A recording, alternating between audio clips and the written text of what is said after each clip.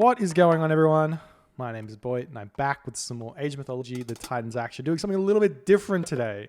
We're going to be talking about this matchup, which is generally viewed as very, very difficult for Thor. So this is I Bring Life. He's also known as Shelty, and he's playing against Gabu. This is a 1900 plus Voogly game, so it's one of the highest level Norse wars you're going to see. Shelty has been playing on this account as his Thor only account, so he's been playing quite a few games with Thor, and he's run into this guy Gabu, who plays he's a Loki main. He plays very nice Loki. Skip on? What we're going to notice here from the get-go is that Shelty we're going to just talk about maps and what maps you need in order to function really well against good Loki players. So this map here is okay, and it's only okay because of this hunt patch here. If this hunt patch wasn't here, and say it was here and maybe, well, I mean, it's kind of going to be like this every single one. But basically what I'm saying is you kind of need a back hunt patch here on these giraffe. And the reason for this is Loki players can send their Herso forward and push you off this very, very early, and this hunt's not going to be able to get gathered. So you have to be aware of that, and you have to deal with that. The next thing is you need to have berries in your base or be able to save your hunt in your base. So on a map, say like Watering Hole, where you get say 5 deer in your base, you can eat one of those deer and you leave 4 of the deer behind to eat in the classical age. And you go and move off and you find your second hunt very early and you eat that, and then you can move back into your base and you can eat those deer when you're there, or gazelle, whatever they are. Cool. So Shelty's going for 6 villages on food here, 7 villages on food. It's a bit excessive for the early stages of the game here, simply because you're going to need more wood in the classical age. You're going to need to get a lot of stuff out. And you can kind of make it work by putting less villagers on gold. But we'll see what Shelty does. I think Shelty's build's probably fine. Okay, so here is what I like to call Shelty's first mistake this game. Going for these giraffe first as opposed to these zebra here. He scouted them out with the pig. He might feel like there's only one zebra here, but there is no spawn on Blue Lagoon where you can get one zebra. So what he should be doing here is moving forward, eating these 4 zebra, and then coming back and eating these giraffe. You're going to find out in this game that he will get pushed off these zebra, whereas had he eaten them first, he would be able to move back here, and I think he would have finished everything. He would have had all the hunt eaten, and he would have been in a slightly better position. Not that it's that important, it's just a very small thing. Okay. Second mistake here. Well, it's not really a mistake at this point. This temple is okay. I think that it's better to be making as many little weaknesses in your base as possible. So this house here, this temple here are little weaknesses. If you were against Heimdall, what would happen is he could come in, he could undermine this sentry tower, and then he could kill this temple. And he gets a lot of favor from it. He gets an Einhyar, or he gets more Einhyar. It's going to be really difficult. So you want to be putting your temple and your buildings right next to your town center. This does 2 things. This protects your town center from all-ins, and then it also means that your opponent's not going to have those points of attack, which are very difficult. I love the wall segments. These are the most important thing around your towers, because these wall segments, you can see down here, they give 0.00 favor, as opposed to a temple, which gives 4.32 favor for killing it. If you want to know, like, every single unit has their own favor bounties. So say a dwarf has 1.08 favor, and that's when you kill it. So you're building up that favor as you deal that damage. Okay, again, Shelty putting houses back here. It's not that bad. I just think it's not safe. I think that you're giving your opponent points of attack. Houses give 2.16 favor. They're actually the best building to kill for Loki because they have such low HP, 360 HP. They have relatively low hacked armor. But if you see the difference here between the favor count, it's about double, and this has got over double the HP. So houses are very, very good. All right. So we hit Classical Age through Forseti. Very important. This wall here is fine. I would have preferred to see this wall go all the way over to the forest here. And Shelty is going to be throwing up a longhouse here to block this in. This is another big mistake because it's giving the Loki player an option to attack you, which means they can move your army away from the points where you want to be defending because they're getting resources by attacking this longhouse. If this was a wall here, they could attack that wall and you don't care that much. They don't get anything from it because walls give 0 favor. So never, you want to make sure your buildings are safe. This longhouse here is also going to be in a very precarious position if you don't end up getting watchtowers. Because you don't need to get watchtowers in this matchup. You might, but it's a little bit risky here getting this longhouse because it's going to be another point that they can attack. Now we're still eating this hunt. This troll here, I don't see the point in a troll being... you're basically just giving away 2 favor for having him out here. He's really slow. If the Loki Herso get onto him, it's really difficult. So you want to leave this troll in your base to be used in fights to attack the myth units that get spawned. If you can get the troll, keep the troll alive in your base, and if your opponent ever moves in, gets an Iron Hear spawn or a troll spawn, you can use him to deal some damage. He does 200% bonus damage versus myth units. So... the only point you're going to see is just going to go after the troll, realizes how important it is, and we can see that Gabu now has got his favor to get Hall of Thanes. He should be researching Hall of Thanes now. He's not, but he should be getting it, which means he will get Hall of Thanes up in, what is it? In 40 seconds, so he'd have it just before 7 minutes. So a really, really good, a bit of a mistake here from our, he's just researching it now, but a little bit of a mistake here from Gabu. Probably should have had Hall of Thanes a touch earlier, and that's fine. And it will actually matter here. So we get pushed off the hunt, which is fine. But now we're seeing Shelty is fighting this. Because he has no Hall of Thanes here, Shelty can fight this. But he doesn't know when Hall of Thanes is going to be coming through. Which is a big problem. If Gabu gets Hall of Thanes in this fight, he can turn around and he can fight this. Even though there's throwing axemen here, he can turn around and he can fight this. Throwing axemen, if we look at the stats... throwing axemen deal 100% bonus damage versus Norse heroes. So at base level here with no upgrades, they go up to 9.00 damage against a Herso. Yo. Okay? And then Herso do 8.8 damage. And the only difference here is that the throwing axemen have 30% hack armor. Loki Herso have 143 HP and the throwing axemen have 65 HP. So the point is, if you have Hall of Thanes, you can move your Herso into a fight against throwing axemen, and you can win at this base level here very, very easily. So you can't be chasing out a Loki army here as Thor. It does not work. He'll turn around, he'll win the fight, and he'll get myth unit spawns every single time you're fighting your opponent. If you haven't killed off any Herso, he's winning because he's getting resources. So you want to avoid fights like that where you're chasing his army, especially in this stage of the game when Hall of Thanes is going to be coming through. So Shelty gets a little bit lucky here that he doesn't get turned on here because Gabu's Hall of Thanes timing was slightly off. Okay, so now if we were to pause this game, where should the Loki's army be? I'm going to turn on chat and see if anyone in chat wants to help me out here. It's a bit of a coaching session, so chat's on. If anyone in chat wants to say anything, where do you think our Thor army should be right now? Let's imagine for now that this longhouse was built correctly, not at the forward base, and this wall is over here, and we are totally fine. Where would we put this this army right now? And is this a good spot? If anybody has any ideas, it might not. Maybe nobody's here. I'm by myself.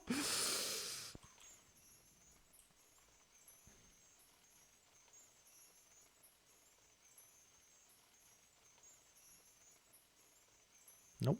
Okay. Well, I'll give you the answer. Oh, here we go. Herso go to Woodline. I think Shelty must have more Herso. Okay. Well, yes. I was going to say what you should be doing is you should be auto-queuing Herso and throwing axemen, which he's sort of doing. But his army right now, his army needs to be in the position where he is most vulnerable, which is actually here. actually here on this food line here. This is going to be the point where he's most vulnerable. This wood line is also very vulnerable. And this is a problem here, which could be solved very simply, whereas this one not so much. So this wall here should be a wall from this tower over to here. You should put this wall up and he would be safe on this wood line. Over here, this gold line, very similar. You could put a wall here to give him some information, but it's a little bit harder to see that. He has got this scouted out, so he probably should have thrown up a wall here as well. But he doesn't need to. He can position his Cursor and his throwing axeman over here and be totally fine. Yes, that's the vibe here. The other thing that's interesting here is this wall here, if you bring it over onto this way and you throw up another wall to get to this wall segment here, it's only going to cost you an extra, what is it going to be, an extra 9 gold or something to get it to there. And it's so much better than having this point here, the longhouse can be attacked. So what we're going to see coming up here now is, because Shelty's army is here sitting in front of this location here, he is going to get raided on this. Hall of Thanes is up and he's moving forward here. I'm not sure what you're going to find apart from straggler units here. And you're just going to get collapsed on. Let's check out the population for now. Gabu and Shelty, 79 population to 74 population. So at this point, there is no possibility that Shelty wins this fight. If his army gets spotted here in the middle of the map, the Cursor can simply just collapse on this and completely destroy this. At this stage, the troll moves forward. He helps pick off the throwing axe, and you get some myth units, more like an Einherjar, Valkyrie, troll. Anything would be good, and he can win this fight here. So Shelty, at this stage of the game, when Hall of Thanes is out, you need to sit in your base with your throwing axeman and your Cursor defending your base. All right, let's continue here. Shelty losing some units here. This is really, really big for Gabu. He gets unlucky with a troll spawn, but he can keep on picking off these units here because Shelty's not in his base. He's getting a lot of value out of this, and now the Cursor can leave any which way they want. They can go this way, they can go this way, they can go this way, and this is because the walls aren't set up to prevent this from happening. And we get a troll kill. It's fine, get a little bit of favor. It's useful. You need that favor for some upgrades in the heroic age. But at this point in the game, Shelty is fine. Shelty is in a very winnable situation now. He's kind of avoided all of the major points in the early game where he's going to lose, and he's going to be okay. This strong house is getting attacked, and I love this play here from Gabu. He's recognizing that this is a weakness in the Thor player's base, in Shelty's base, so he's attacking it, and he's maneuvering his Cursor around to pick off these, because you know that the throwing axemen have to come over here. We do see some ghost building attempt here, but the Cursor can simply just get out if he loses none of them. A little bit of favor here for Shelty, but nothing too big, and he gets a lot of favor from this longhouse. The Cursor come in, the army is out of position again. We're going to see these food villagers get hurt. So, big thing, now the Cursor can come back over, heal back up, and they're totally fine. And Gabu's getting a small advantage here from this. He gets an Einherjar spawn as well. So that's another thing that we don't want to be allowing. You don't want to allow this favored generation to come up, which came from attacking this longhouse here. We get the Dwarven Armory coming up. There's plenty of goat here for Shelty to advance the heroic age. Completely fine at this stage. And he's still got this Dwarven Gold Mine. So it's really big to keep this Dwarven Gold Mine here so that we can cast it in the heroic age in order to gather our gold safely. Okay. Gotta kill this, that's fine. Okay, now we're going through Skadi. This is perfect. The gold mine is just about to expire. Completely fine. Where do we put our dwarves when this gold mine expires as this Skadi is coming through? What would be the best place here? If anyone wants to answer. When this gold mine expires, where do we move the dwarves to? You can see in the minimap. Where do we move the dwarves to? Anyone? No. No one? Okay. Where do we not move the dwarves to? This gold mine. Moving the dwarves to this gold mine is a really, really big mistake. Because it's... Yes, Raptor gets it. You move them to this wood tree right here, to this savannah tree. We're about to cast Dwarven Gold Mine, and we're going to chuck it right next to our town center. This does two things. It gives a resource for these villagers to move to after the pigs expire, and it gives the dwarves something to move to. Because Shelty didn't build that many dwarves, his macro here is pretty good. He didn't build that many dwarves in the classical age. He can't actually do this strategy as well as as if you did the macro a little bit different. But what I kind of try and do when I'm playing Thor here is I try and get more dwarves out so that I can put a lot of dwarves over onto the gold mine so that I can buy food, because I'm going to run out of food. I want to buy food to get to the next age, to get to the mythic age here, and also be able to afford this town center, or actually probably this town center here is the one you want to be going for. It's a bit safer. Anyways, these dwarves should be coming over onto the wood. You can see we're sort of struggling for wood. We need more wood. We've got all this gold in the bank. We can gather a lot of gold as soon as we hit the heroic age, and we're going to be totally fine. But we are moving up onto this gold mine now, so Shelty is going to get hit on this. It's going to hurt quite a bit, and we'll see what happens. So Gaboon sees it. He comes over. He's going to hit these dwarves, and the dwarves do manage to avoid their death because Gaboon misplays a touch here. But definitely should have been at least 2 dwarf kills. I think he gets 1 from memory. But again, this is also some favor that Gaboo's going to get. He loses a Herser, but he gets a dwarf, which is fine. And we see Skadi comes through, and Gaboo's just going to get out. All right, so now the next part of this is what upgrades do we get instantly? What should we be going for as soon as we hit the heroic age? We've got medium infantry, which is fantastic. Medium infantry was a really big pickup there for Shelty. But there's 2 upgrades here we can grab as Thor here going through Skadi. You can get heavy infantry, which gives 10% infantry hack damage. And it gives 15% infantry hit points. There's another upgrade here, which gives 20% throwing axeman hack damage. So which one's better here?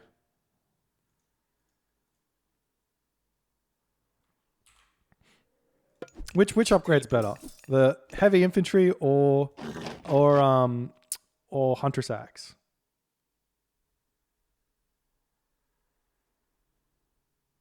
Which one? Hunter's Axe is better for 2 reasons. Hunter's Axe doesn't cost any food, which you need food for. And also, your throwing axemen are not going to be taking damage. Ever. If your throwing axemen are taking damage, you're losing. So you want to, you don't want to be taking those fights. You want to take the fights where you've got Herser in the front, which can tank, and in the back you've got the throwing axemen there to be dealing the damage.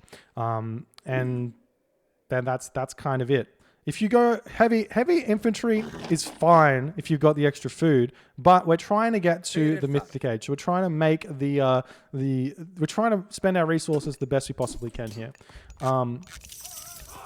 And then we get, and then you need to start building frost giants. So we can see here, Shelty's only got 12 dwarves at this point, and that's because he's built so many gatherers here. It's sort of a mistake, I think, but it's going to be fine. I still think he's in a winnable position here.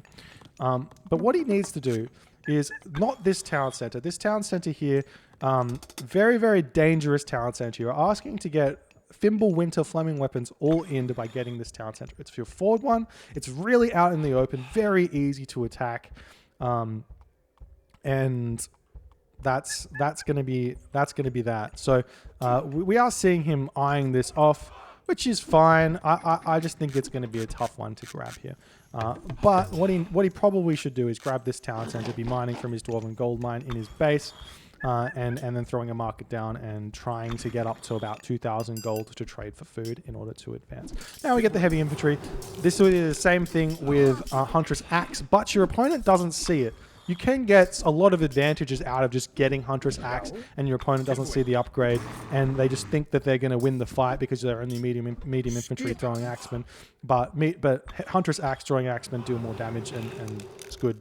It's good for you, and the opponent won't see it. So you do have that little surprise against a lot of players there who are so used to this matchup and what Thor players want to be doing.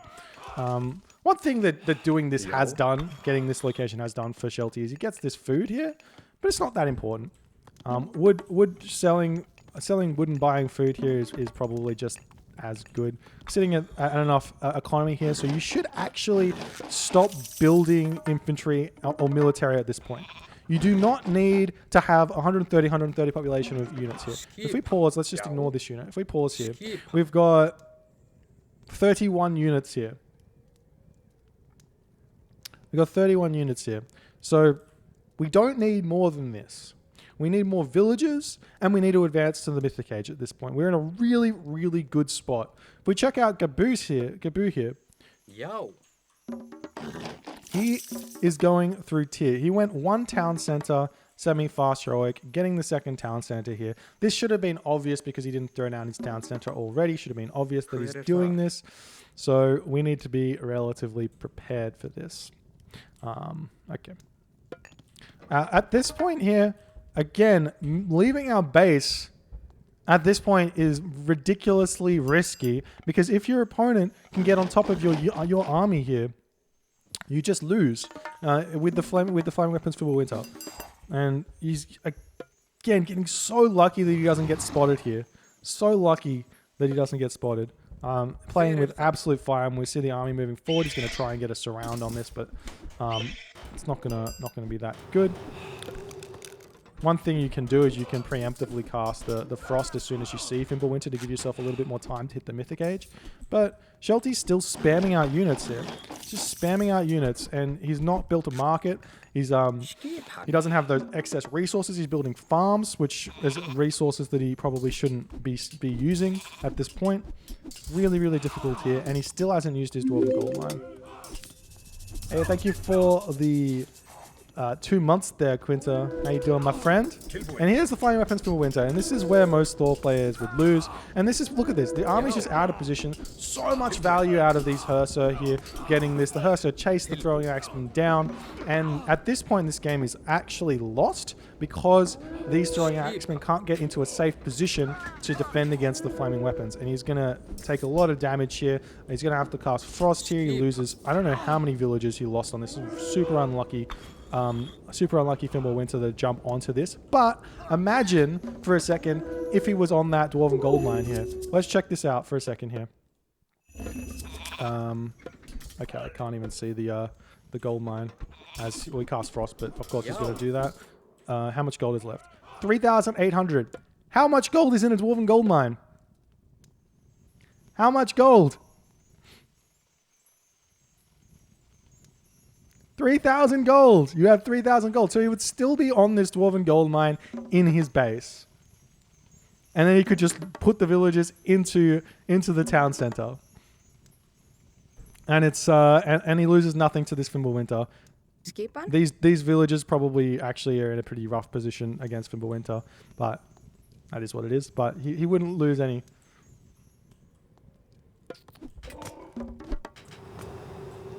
So now he's got no resources, no way to get to the Mythic Age. There's going to be a butt ton of Frost Giants coming forward, which is possible to defend had he had the gold remaining here.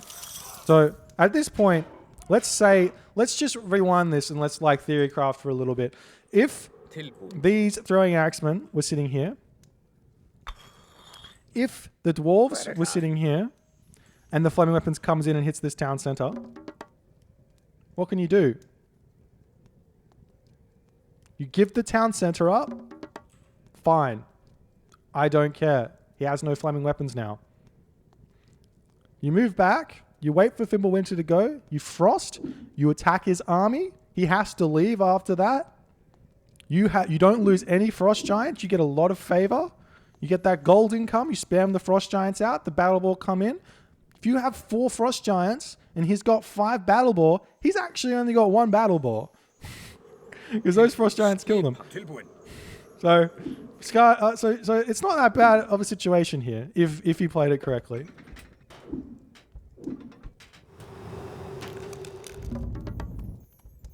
Okay, and now he's casting Dwarven Gold Mine on this town center for some reason. You want to put obviously we talked about it, Gold Mine here. Okay, and this game's over at this point. I think is fair to say. It's going to be really hard for him to recover. Mythic Age Herser now. He lost too much economy mostly. It's just mostly the economy here. And he's out of position yet again with these throwing axemen. He should be fighting in choke points. His throwing axemen have got units on top of him and he still doesn't have Hunter's Axe. So, super difficult for him to fight this. In fact, The other thing is, heavy infantry plus Huntress Axe do beat the Mythic Age Hearser as well. And he finally moves into this choke point when he's realizing he's losing.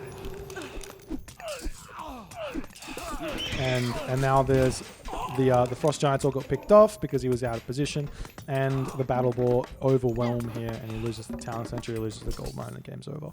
So things to really learn from this are, we want to restrict the points in which the Loki player can attack our base. So longhouses, temples, houses, they need to be in very, very defensible positions, super far back. We want to be utilizing walls the most because they give a 0 favor, and that's our building stuff. In terms of our economy, we want to get more dwarves out, I think, than Shelty did. If we check this out, gatherers gather from herdables at 0.73. Dwarves gather from herdables at 0.72. Right? 0.72. That's 0.1 less, which isn't enough to make any difference. So dwarves gather from herdables at the same rate as gatherers gather from herdables. So there's no problem there in terms of food economy, putting dwarves onto herdables. And then what that means is when we transition into the heroic age, we can chuck a bunch of dwarves onto gold and throw them all onto the Dwarven Gold Mine in order to get a ridiculous amount of gold, in order to trade that gold for food, in order to get to the Mythic Age for Ragnarok, in order to rag when he hits the Mythic Age, and win this game here. So that's really big. The third thing was army placement is vitally important. You are not going to beat the Loki army when he has Hall of Thanes in the open. You are going to beat the Loki army here. You are going to beat the Loki army here. And all of these places where you need to defend are where you're going to beat the Loki army. And then you just have to sort of, like, I mean, yes, this Fimbulwinter was kind of rubbish because it hit here and then it was going to hit the wood line as well, but you would be in your base. You probably could even send your Frost Giants over to defend this location as well. Could have been a thing.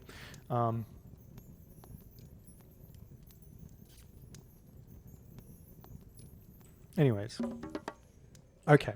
Apparently, dwarves are even better than their numbers. But yes, we sort of... They gather at the same rate, I think, as things. But this is the point here. And this map here was winnable, I think, for the Thor. And Gabu played it nicely. I love the semi-fast heroic through tier here. I think one option for Shelty... as an aside here would have been stay one town center and go Ragnarok, but don't click Ragnarok as an option. And then when he hits the Mythic Age, you can get the second town center over here. That way you're able to keep producing the dwarves and you're fine. It works fine as well. You don't need to get the town center up. The other thing that I missed in the recap is stop building military when you have enough military, because you need that population for villages. Is a thing. Anyways, that's that. I'll show you this document here as well because it's interesting.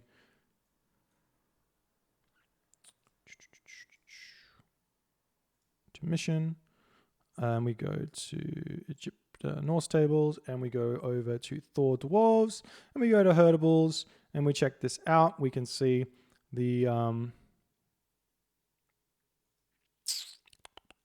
gather rates of this. I don't know what I'm looking at. Why is this so hard? Okay. With husbandry, 0.833, 0.833. So exactly the same in terms of their gather rate here between the two. And if you don't have husbandry, which you shouldn't, you should have husbandry when you're gathering from herdables. The dwarves are actually faster. Thor dwarves are actually faster, I should say. But you should have husbandry, so it shouldn't matter. Anyways, that's my class. Hope you guys enjoyed it. If you enjoy these kind of videos, all these kind of things, hit the subscribe button on the YouTubes and tell me what you think about my ideas, and how you go implementing them if you do end up playing this matchup.